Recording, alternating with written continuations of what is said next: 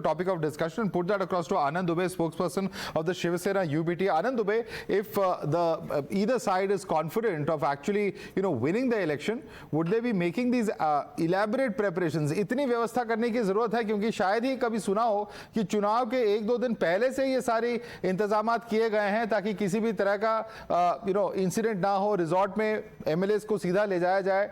ये प्रिपरेशन की जा रही है इस इलाबरेट स्केल पे। माधव जी नमस्ते। चलिए कम से कम हम आपको थैंक यू करते हैं, साधुवाद करते हैं कि आपने ये माना कि इतनी तैयारियां वहीं होती है जहां कुछ होना होता है, जहां कुछ होना नहीं होता वहां कोई तैयारी नहीं होती। अरे भाई विधायक हमारे एकत्रित हो रहे हैं, रिसोर्ट का किराया हम लोग भरने वाले हैं, तो मतलब शादी हो रही हमारे यहाँ और अब्दुल्ला दीवाना कहीं और नाच रहा है, तो बेगानी की शादी में अब्दुल्ला दीवाना की कोई आवश्यकता नहीं होती है। हमने इतिहास से सबक लिया है, हमने चाहा है कि महाराष्ट्र एक बहुत बड़ा राज्य है, बहुत जगह जगह से विधायक चुन के आएंगे। अगर एक साथ रहे, एक साथ डायलॉग हो, गवर्नर के पास जाकर हम मांग करें कि सरकार बनाने की पहल हम करें, तो सब विधायकों को समझाया जाए, सबसे डायलॉग किया जाए, इसमें बुराई क्या है? हम तो आश्चर्यचकित अगर इस पर कोई सवाल उठाए कि भाई चौपर तैयार है, विधायकों को रिसोर्ट में रखा जा रहा है, ये रस्साकसी क्यों? तो रस्साकसी इसलिए क्योंकि समय नहीं बचा है, नतीजे शाम तक आ जाएंगे 5 बजे तक, उसके बाद सबको कन्विंस करना है, सबको कम्युनिकेशन करना है, सबको एक साथ जाकर बात करनी है, तो इकट्ठे तो रहना पड़ेगा ना, नहीं तो दूर दूर सबसे संवाद नहीं हो पाएगा।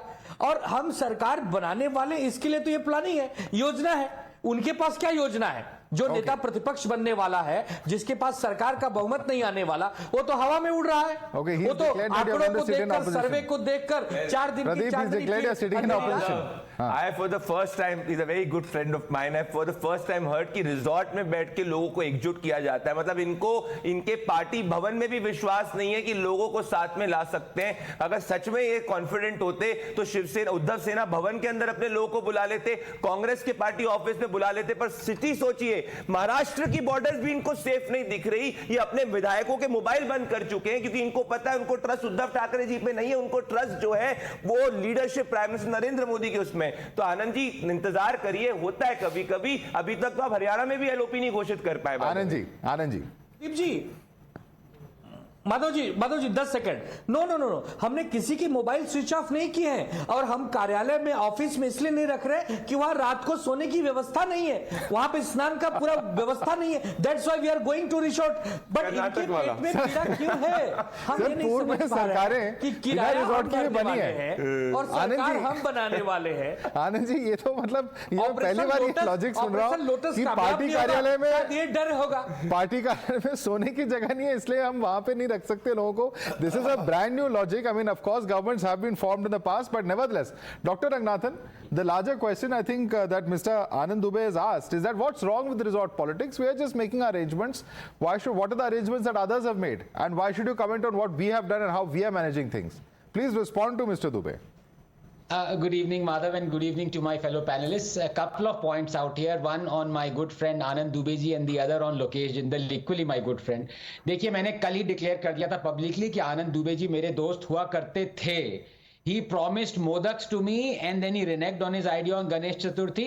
He also promised इनका जो 3 रिसोर्ट हैं मुंबई के आसपास, इन्होंने कहा आप फ्री आइए, मैं आपको ठहराऊंगा, 1 हफ्ते तक ठहराऊंगा, boarding lodging everything on me. मैं वहां गया, कहने लगे रिसोर्ट बुक्ड हैं, अब नहीं आप आ सकते, अगर आना है तो आप महाराष्ट्र इलेक्शन के रिजल्ट्स के बाद आइएगा। ये इनकी असलियत है आनंद दुबे जी की। लेकिन मैं इनसे कहना चाहता हूं, डॉक्टर नाथ ऐसे कहेंगे तो आपको कुछ चीजें आई थिंक चार्टर्ड प्लेन से भिजवा देंगे बहुत जल्दी। नहीं, कौन सा चार्टर्ड प्लेन लेंगे किस बिजनेसमैन का, ये मैं नहीं जानना चाहता। लेकिन माधव, इन्होंने कहा ऑन अ लाइटर नोट, इन्होंने कहा देखिए बेगानी शादी में अब्दुल्ला दीवाना। अब्दुल्ला से कुछ याद आया, ये संजय राउत ही हैं जिन्होंने कहा था Abdullah I Muslim should be barred from voting. अब आनंद जी इसके बारे में क्या कहेंगे वो मैं नहीं जानना चाहता, लेकिन मैं वेरी क्विकली 30 सेकेंड्स मैं लोकेश पे आना चाहता हूं। देखिए I know Lokesh for at least 5 years. I cannot find a more upright, morally, ethically person than Lokesh. He comes from a nationalistic family. I want to ask him, is it not patronizing? Let's imagine Lokesh was an MLA. or someone who had fought an election?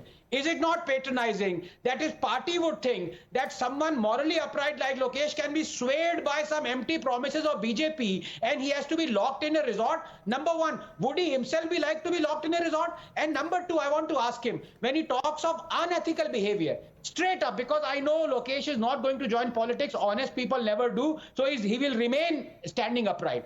Lokesh, straight question to you. Lokesh? When in 2019, the Shiv Sena, then Shiv Sena, the NCP and the Congress fought at loggerheads, asked for votes because they said each other party was corrupt. And then after polls, they joined together to form the government. Yes or no? Was that ethical? See,